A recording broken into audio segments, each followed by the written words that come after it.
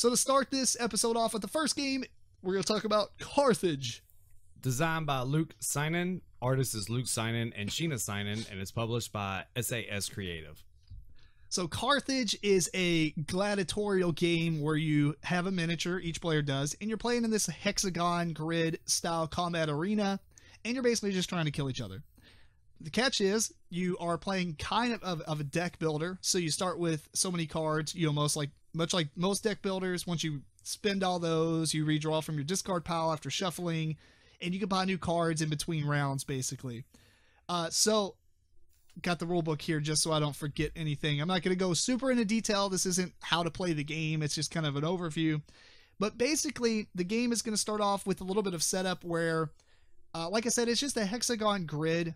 And there is like little tiles that you'll place out. These are like bonus tiles. So if you're on them, you get like extra attack or extra move, etc.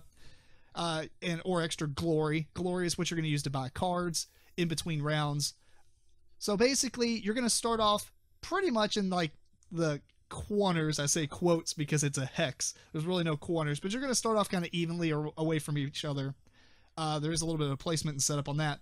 But you're going to start off in the theater phase where a theater card gets flipped over, and this is really just an event. And this event is going to dictate something for that round, such as the arena has a inner section and an outer section, and sometimes it says you can't leave the intersection, once you're in it, or maybe you can't go back and forth.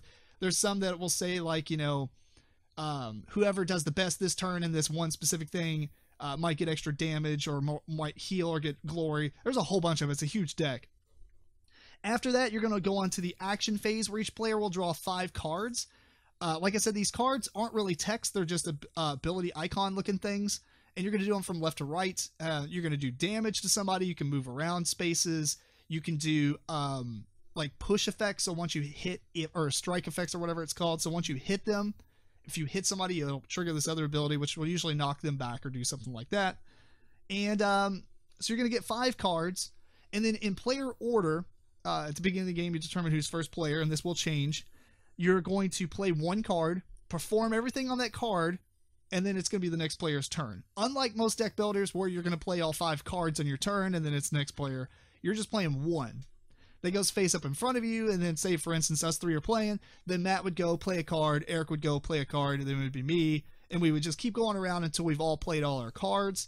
And then we go on to the last phase, which is the favor phase.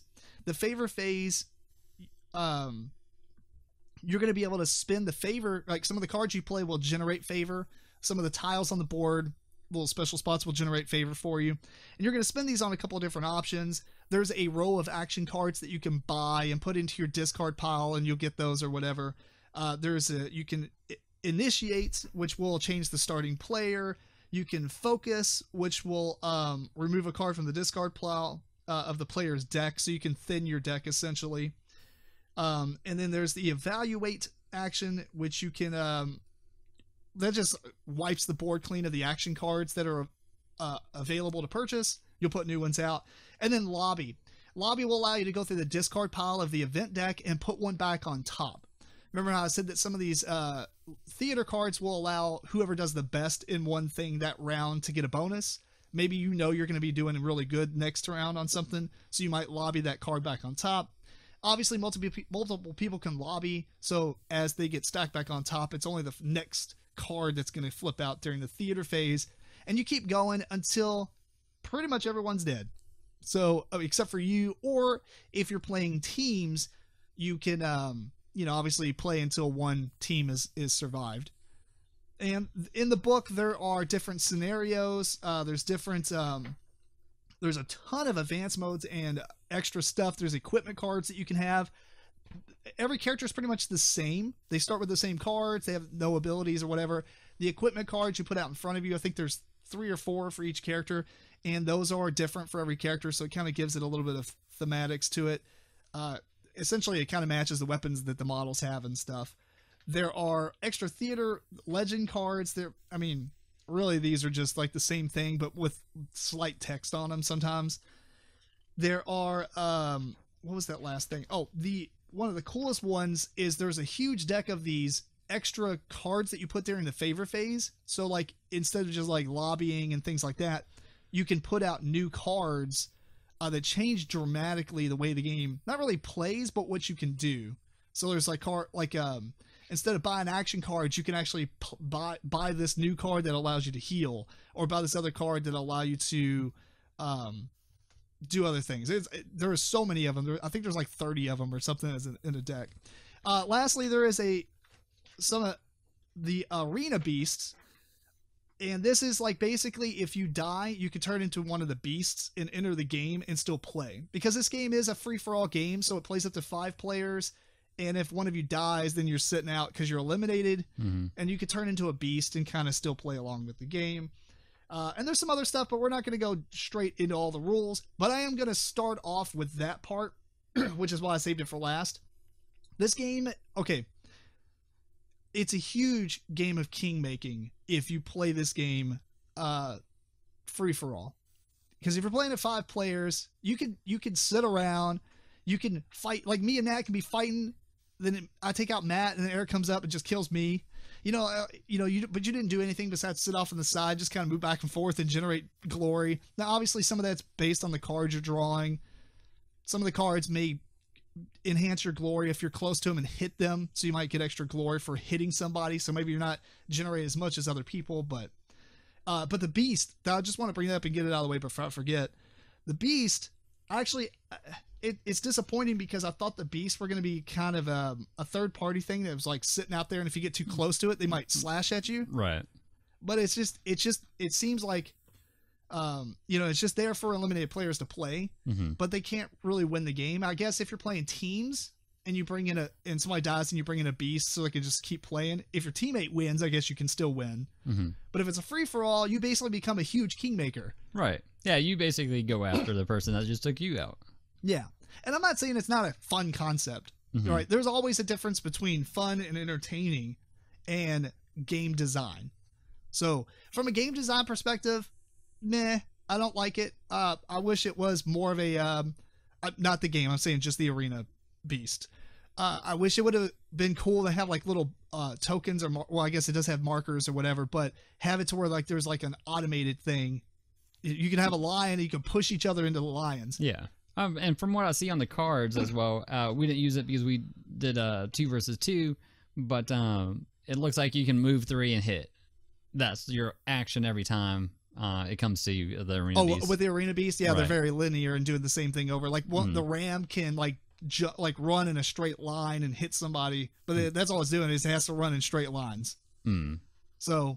Yeah, I don't know. I played Arena Rex. I mean, Eric, you played it with me. This is a miniature-based combat game, and it's really only like a 45-minute game. So this is like a little bit shorter probably if you've played it a few times. But that was such a cool aspect of having these beasts that you can put off to the side that you have to ignore, avoid. But then somebody else walks up and just punches you and throws you into them. And, right. That would have been an awesome thing to add. But maybe they can come out. It's already in the book, so they can come out with rules for it. It's not that difficult to modify. Anyway, let's talk about the game, though. Yeah. Now I've spent so much on this introduction. Matt, what did you think about this? You're our deck builder, not expert, but enthusiast. I do enjoy deck building. Honestly, when you first brought this out, it was like, oh, miniatures deck building. I thought it was going to be a train wreck. It actually turned out to be very enjoyable. The deck building it's simple and it's easy. All your cards are just, it's not a bunch of words. It's just iconography. Move this much, do this, and, maybe you get a bonus or glory for doing it. And then, it's just, it's got all these different aspects. You got all these different phases going on where you're bidding for things, you're buying cards, you're fighting. The cards sometimes have, multiple uses to them, which is always, nice to have. And then you actually get this weird anticipation because everybody starts out with the same cards, and it's kind of like, I'm going to wait to play this until they play that. Yeah. And then you also witness what they draft. He's already played that card. I'm getting close to it. Yeah. So, and then your card, the drafting speeds the game up because some of those cards hit hard. Yeah. The more cards you get and everything. And it's even got, some deck thinning and stuff like that. So it's pretty streamlined. It's a nice little kind of quick deck builder with a little bit of, conflict. I'm not big on conflict games, but it's not that bad because it's short. You know. Yeah, and it's kind of like you expect it in this game. Yeah, it's a gladiatorial combat game. Right. You can get in the ring and you expect bash people on to each die other. fast. Right. Yeah. It's weird because like for everything I can nitpick about this game, it is still really entertaining. It's a really fun game, Mhm. and it's great. I just think that if you wanted to break this game as a competitive player, you absolutely could. Because even in one-on-one, I feel like there's nothing that stops you from just sitting off to the back and just kind of sitting there blasting through your cards and kind of building up, favor or whatever just to buy cards, and then maybe people will jump into it later on. So you have to have like kind of that spirit of gameplay element to the players to want to, like, for us, which I told you anyway. Like if me and you were bashing on each other and Matt was over there healing up and getting cards and whatnot, I could be like, hey, we're gonna bash on each other. We're gonna be, the winner of us is gonna be hurt. That's and true. Matt's yeah. gonna be full life. Let's go get Matt. Well, stop and truce. Right. But I'm talking about like even in a 2-player game, it I don't know. I think we discussed because it doesn't have any kind of like attack of opportunity kind of deal. Because Right. once they step away from you, it takes you in full action just to get next to them. Yeah, Like, you almost need better some action actions. cards to move and attack. Yeah. Move and attack. And it's really weird because in the book it actually tells you that you're forced to move, and I absolutely love games that movement is a massive part of it. So that's why I play so many skirmish miniature war games and stuff like that. But it says that you can't, or you have to spend all your movement. But I almost feel like it would have been cool to add a rule to say that you must spend all your movement and you can never enter the same hex during the same turn. Right, which is pretty typical. But in this game, you can go back and forth, back and forth. Yeah, like you move 4 spaces, you just go back, forth, back, forth. You're back. It's like, okay, I moved 1 space. I achieved what I wanted to do. Rope-a-dope. Well, really, moving 1 space is probably the only thing that's a detriment. Because if you have to move 1, you may not have. You're going to be outside of. I don't know. But my point is, I would like to play it to where if you do 4 movement, you can't move into the same hex twice, and see how that plays out. Because I feel like you could put a lot more things in the board, like traps and things like that, and force people into accidentally moving into stuff or moving into positions they didn't want to be in. It's too easy to skirt the rule that's there, so it almost seems like it's superfluous and it's not necessary, which was very redundant of me to say twice, basically. But superfluous. Anyway, keep going. Well, I would say at least some of the movement and your positioning kind of matters. I always really like your location. I would have liked it if they did something else with where you're at. But I guess that adds a whole new dynamic to the game. If you're like, you can flank them. If you flanked them from the side, you do additional damage, or from the back. That would have been cool, but I feel like the charm of this game is the simplicity. Right.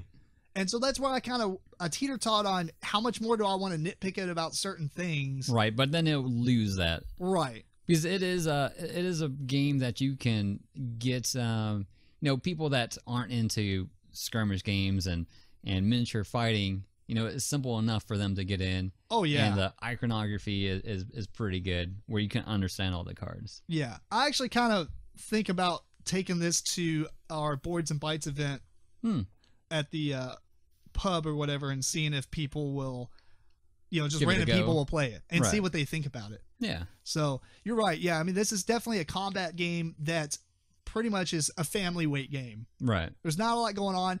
The only bad thing about that part is, though, there's this massive extra or action deck that you can buy actions from, and they literally don't have that much variety.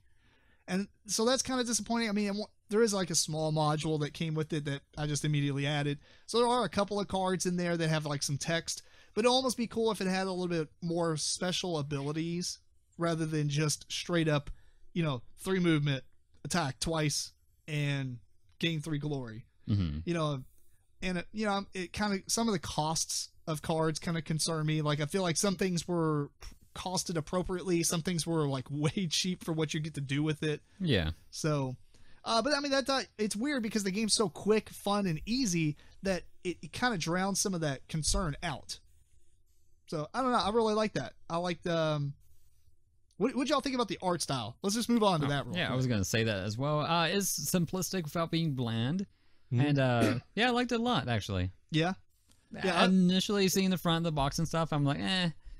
But seeing the cards and how it made the whole game feel, I liked it. Isn't this kind of like the 300 feel? That's like, what I was about to say. The art was kind of 300 with there's like a the black comics, right? There's a black and white movie that it kind of reminded me of too. Sin City. Yes. Yep. Yeah, it was like 300 with Sin City kind of mixed together. Right, because it's like that black and white, but yeah, the but blood. only the blood. Yeah. Yeah, I really like that art style. And that one of the notes I made was the art is fun and it's unique enough, at least in the board game industry, but it wasn't simplistic to where it looked like a prototype. You know, it didn't look like it was like unfinished. It didn't look like Food Chain Magnate. Right. It was actually pretty. It wasn't like clip nice. art. Yeah, it wasn't like like Food Chain. I will just bring up that I believe this was kickstarted. So I mean, yeah, this is a Kickstarter game by a dude. I think it was just one guy that designed it. But yeah, so I mean, a pretty good first attempt. Oh, right. Dude, it's an awesome. Like, this is a great first game to have on your resume of game design. Yeah, and I don't know. I'm looking forward to playing it a lot because it is a just busted out. Like you take away. I just have some concerns about the competitiveness because I play War Machine and I know how to really. I know how people are when they get into an abusive mood. I mean, you played a lot of CCGs and stuff like that. I mean, people are going to exploit what they can. And I feel like if you take away that, the game casually and like if you're playing it in the spirit of the game, it's awesome. Yeah. So I hope they design some kind of rule set for the beasts because that would be awesome to see. Like, I'd love to have like a tiger sitting there. Mm-hmm. Maybe I'm just missing some of it. Obviously, we haven't played with every single thing in the game, but we played with a lot of it. The only other thing I say, the equipment that you start with is kind of weird because we didn't play with the equipment, but you know, it's a very small thing to add. But it seems like you pay for it, it flips it over, then you get to use it once, but then it flips back down. But the cost is kind of high on it. I don't know. We're gonna try that out, see how it is. Mm-hmm. It's weird because I don't want to add too many things at one time because the simplicity of the game is what drives it. I think makes it so good and so enjoyable. I don't know. Let's see. Anything else y'all got? No, I liked it. Oh yeah.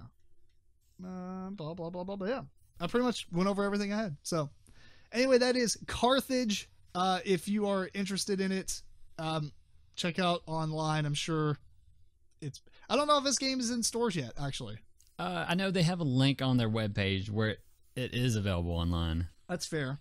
Probably just look up SAS Creative and you'll find somewhere you can buy it, at least probably through their website. But Carthage, deck builder, check it out. Super good.